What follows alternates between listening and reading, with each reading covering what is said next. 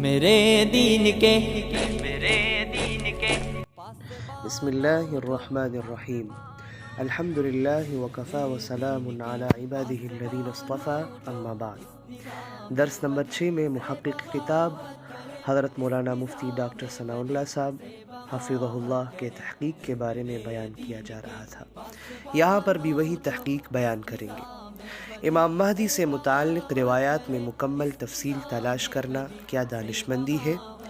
یہ بھی یاد رکھنا چاہیے کہ واقعات کی پوری تفصیل اور اس کے اجزاء کی پوری ترتیب بیان کرنا رسول کا وظیفہ نہیں، یہ ایک مؤرخ کا وظیفہ ہے۔ رسول آئندہ واقعات کی صرف بقدر ضرورت اطلاع دے دیتا ہے، پھر جب ان کے ظہور کا وقت آتا ہے تو وہ خود اپنی تفصیل کے ساتھ آنکھوں کے سامنے آ جاتے ہیں، اور اس وقت یہ ایک کرشمہ معلوم ہوتا ہے کہ اتنے بڑے واقعات کے لیے جتنی اطلاع حدیثوں میں آ چکی تھی وہ بہت کافی تھی، اور قبل از وقت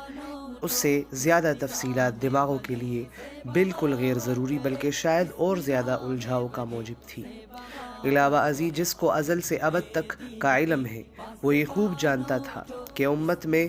دین روایات اور اسانید کے ذریعے پھیلے گا، اور اس تقدیر پر راویوں کے اختلافات سے روایتوں کا اختلاف بھی لازم ہوگا۔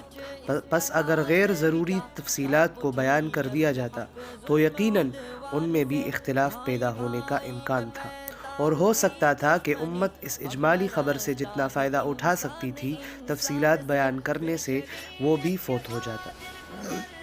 لہٰذا امام مہدی کی حدیثوں کے سلسلے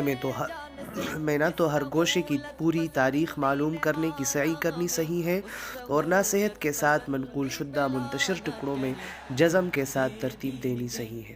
اور نہ اس وجہ سے اصل پیشن گوئی میں تردد پیدا کرنا علم کی بات ہے۔ یہاں جملہ پیشن گوئیوں میں صحیح راہ صرف ایک ہے، اور وہ یہ کہ جتنی بات حدیثوں میں صحت کے ساتھ آ چکی ہے اس کو اسی حد تک تسلیم کر لیا جائے، اور زیادہ تفصیلات کے درپے نہ ہوا جائے، اور اگر مختلف باتوں میں کوئی ترتیب اپنے ذہن سے قائم کر لی گئی ہے تو اس کو حدیثی بیان کی حیثیت ہرگز نہ دی جائے۔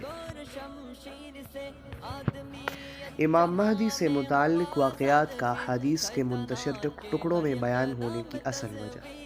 یہ بھی ظاہر ہے کہ اس سلسلے کی حدیثیں مختلف اوقات میں مختلف صحابہ کرام رضی اللہ عنہم اجمعین سے روایت ہوئی ہے، اور ہر مجلس میں آپ نے اس وقت کے مناسب اور حسب ضرورت تفصیلات بیان فرمائی ہیں۔ یہاں یہ امر بھی یقینی نہیں کہ ان تفصیلات کے براہ راست سننے والوں کو ان سب کا علم حاصل ہو۔ بہت ممکن ہے کہ جس صحابی رضی اللہ عنہ نے امام مہدی کی پیشن گوئی کا ایک حصہ ایک مجلس میں سنا ہو، اس کو اس کے دوسرے حصے کے سننے کی نوبت ہی نہ آئی ہو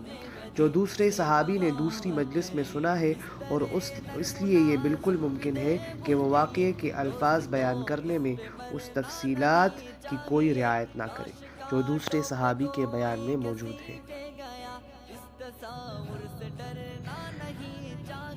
دوسری بات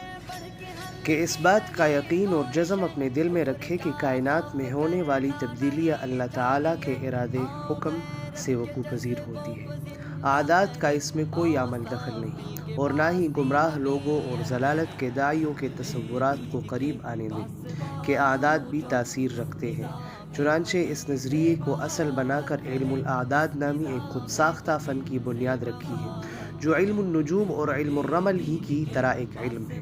جس کے سیکھنے سکھانے اور اس کی مصروفیت رکھنے سے شریعت نے منع کیا ہے۔ تیسری بات یہ کہ اس تحقیق کو نصوص کی باطنی تفسیر کا ذریعہ نہ بنایا جائے، اور نہ ہی ظاہری تشریحات کو چھوڑ کر باطنی تحقیقات کے درپے ہو۔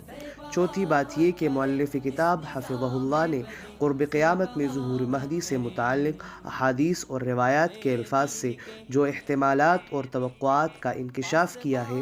تو ان کا یہ مطلب ہرگز نہیں کہ ہم ہاتھوں پہ ہاتھ دھرے ان احتمالات کے منتظر ہو اور امت کی اصلاح کے لیے ہونے والی کوششوں کو یکسر مسترد کر کے ایک طرف کر دیں، اور یہ کہہ کر انتظار میں بیٹھے رہے کہ حقیقی اصلاح جن شخصیات کے ہاتھوں ہوگی ان کے ظہور کا وقت قریب ہے۔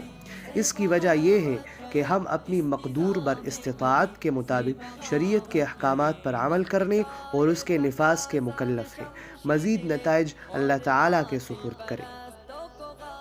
اس کتاب کے تحقیقی مباحث کے مطالعہ کے دوران اگر مندرجہ بالا امور ذہن میں ہو تو قارئین کے لیے اس کتاب کا پڑھنا نہایت مفید اور تسکین کا باعث ہوگا، کیونکہ جو عجیب اور غریب تحقیقات مصنف حفظہ اللہ نے پیش کی ہے اس سے لذت اور اطمینان لیے بغیر انسان نہیں رہ سکتا۔ تاہم اگر یہ توقعات اور احتمالات حقیقت ثابت ہوئی تو یہ اللہ تعالیٰ کے کلام کا اعجاز ہوگا، اور اگر صادق نہ ہوئی اور بتائے ہوئے وقت کے مطابق ان کا ظہور نہ ہوا تو اللہ تعالیٰ کے کلام کے عجائبات کا صرف ایک جز ہو جو بعض نصوص کے اعداد کے موافق ظاہر نہ ہوئے۔ ظاہر نہ ہونے سے نہ تو کلام الہی کے عجائبات پر حرف آتا ہے اور نہ ہی یہ ختم ہوتے ہیں اور نہ ہی زمانے کے گزرنے سے پرانے ہوتے ہیں۔ ممکن ہے کہ ایک موضوع یا ملتے جلتے امور میں بعض نصوص کے اعداد موافق ہو اور بعض میں نہ ہو، جیسا کہ تفصیلی کلام گزر چکا۔ حقیقی درستگی اور صحت کی توفیق دینے والی ذات اللہ تعالیٰ ہی کی ہے۔ وما علینا الا البلاغ۔